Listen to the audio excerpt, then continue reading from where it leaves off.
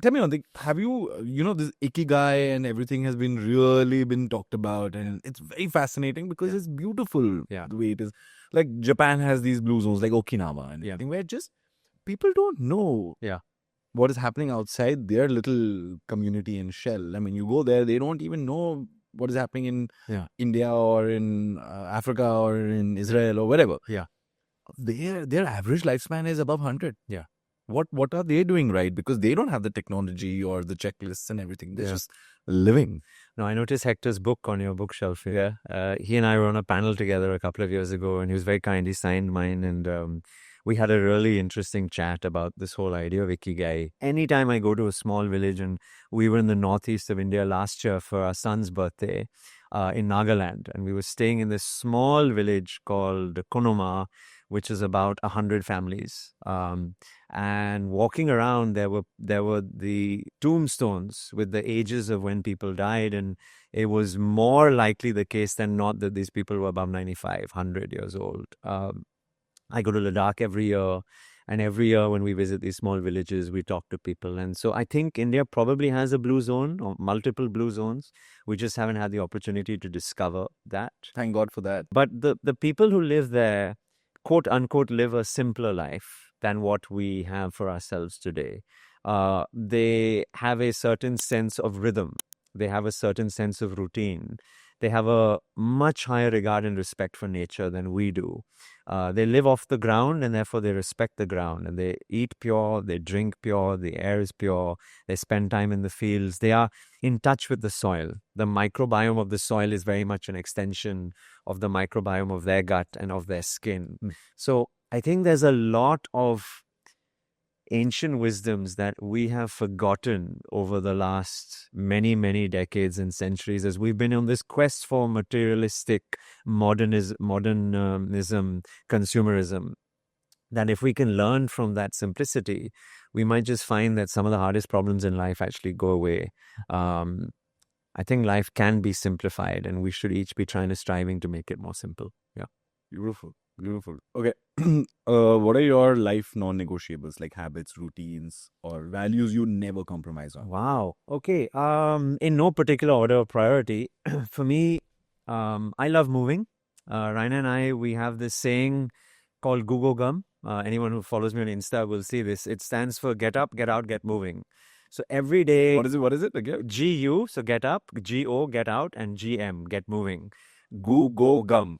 Yeah. Nice. It started as sort of this sort of fitness mantra of ours through the pandemic. And now in many ways, it's a philosophy of life where whether it's playing pickle, whether it's strength training in the gym, whether it's dancing with my daughter, whether it's playing cricket with my son, whether it's climbing a mountain or skiing or whatever, there needs to be some movement every single day, every week, every month, every year, which is pushing the body, and we can enjoy everything from that. So that's a non-negotiable for me. Getting some movement in every day is critical. Second thing is sleep. As I said, we have a public service announcement announcing every evening at 9 p.m. that it's time for bed.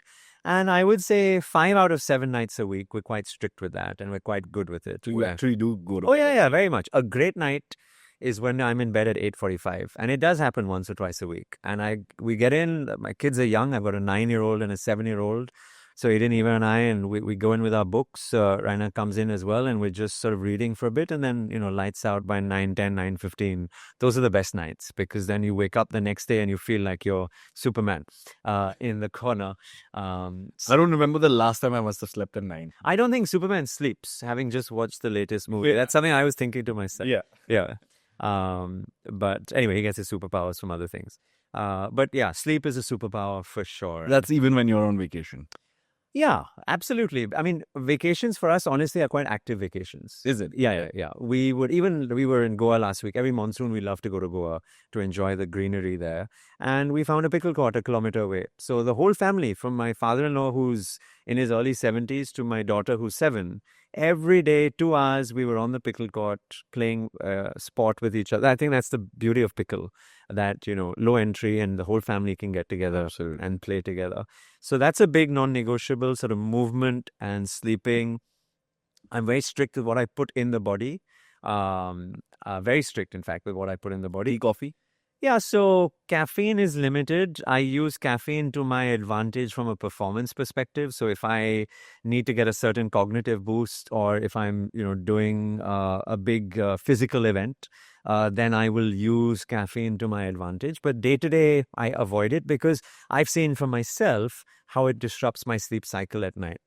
So I sort of I've started following that because I used to be heavy on caffeine. Yeah. Being a TV actor, I had no timings of shoots. So I've shot for my longest shoot without sleep has been 72 hours.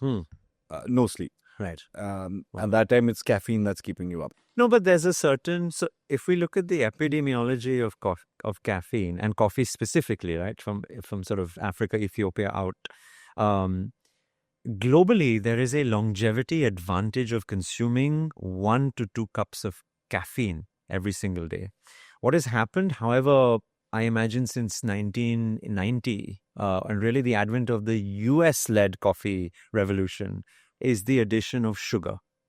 And actually, the caffeine or the coffee that people in the corporate world, everyone out there drinking, is not the caffeine that the way it was used to be made, percolated slowly, distilled, filtered, clean water, healthy for you.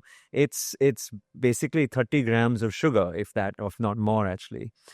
Milk, a lot of dairy, which is grievous to the gut anyway, and then all the other caffeine and the low quality beans, etc. So this is the disjoint that's happening in this sort of social narrative, which is, again, people, like, let's take a South Indian diet.